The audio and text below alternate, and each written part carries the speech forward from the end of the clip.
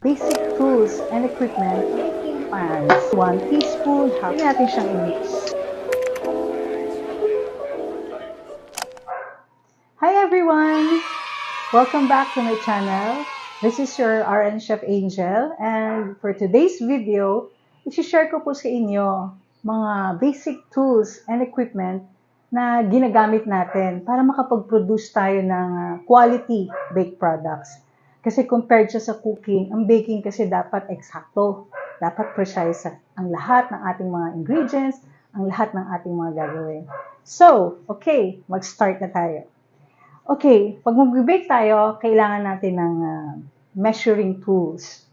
So, yun nga ang sabi ko kanina, dapat eksakto. So, kailangan natin siyang sukatin, kailangan natin siyang i-measure. So, sa mga small volume o yung mga konti lang ang kailangan, mga maliliit na, for example, baking powder, baking sodas, kailangan lang natin ng measuring spoons. So, meron tayong 1 tablespoon, meron siyang by teaspoon, 1 teaspoon, half teaspoon, 1/4 teaspoon, meron din siyang 1/8. Okay, this is very important para eksakto yung ating measurement. So, aside from spoons, kailangan din natin ng mga measuring cups. More often than not, ginagamit siya sa mga dry ingredients. Okay, so itong ating cups, meron siyang 1 cup, half cup, 1/3 cup, 1/4 cup.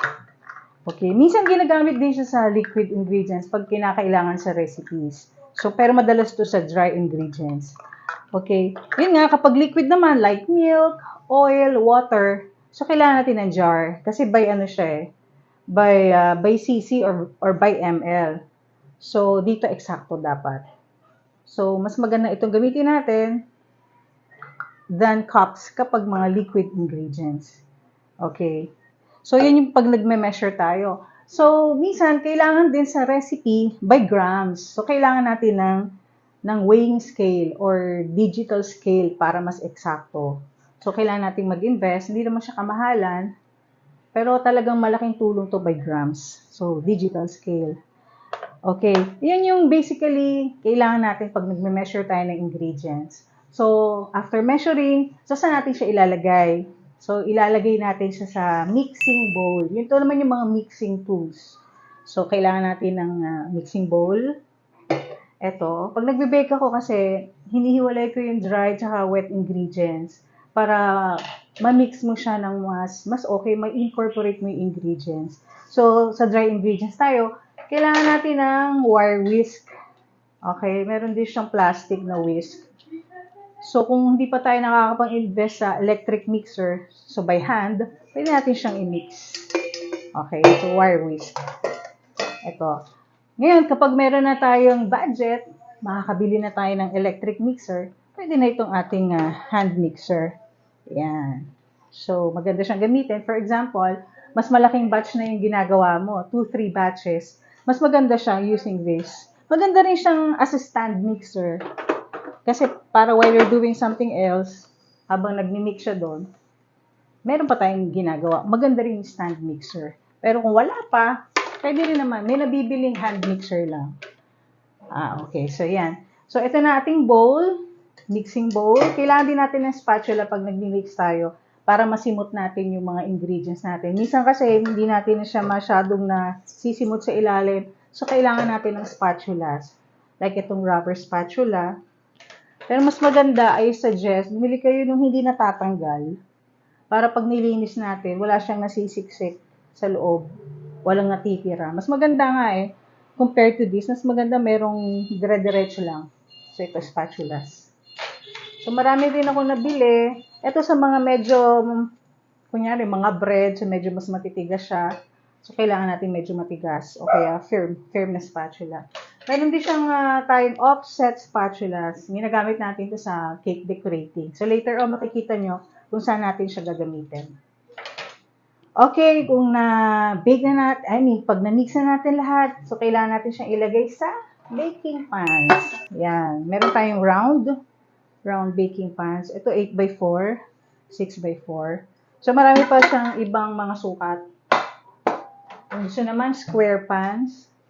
Usually ito sa mga brownies o kaya mga macaron na cake.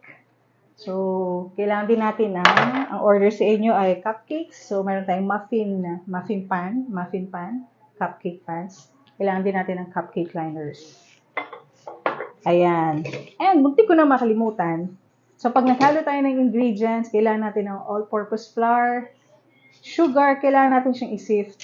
So, kailangan natin ng sifter. Meron siya, kahit siguro sa mga kitchen nyo, yung mga sifter na ginagamit natin sa kusina, pwede rin yun.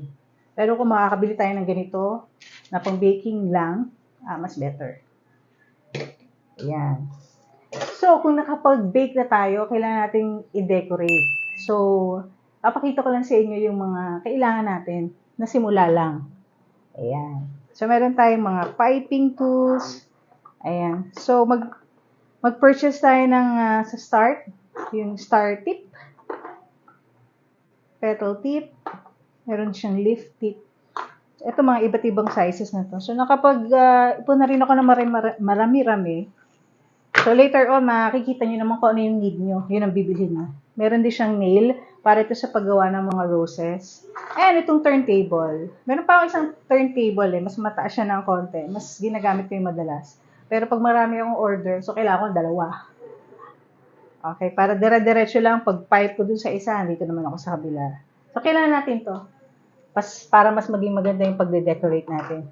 And syempre, of course, di ko pala nabanggit, yung digital kitchen timer, kailangan natin siya.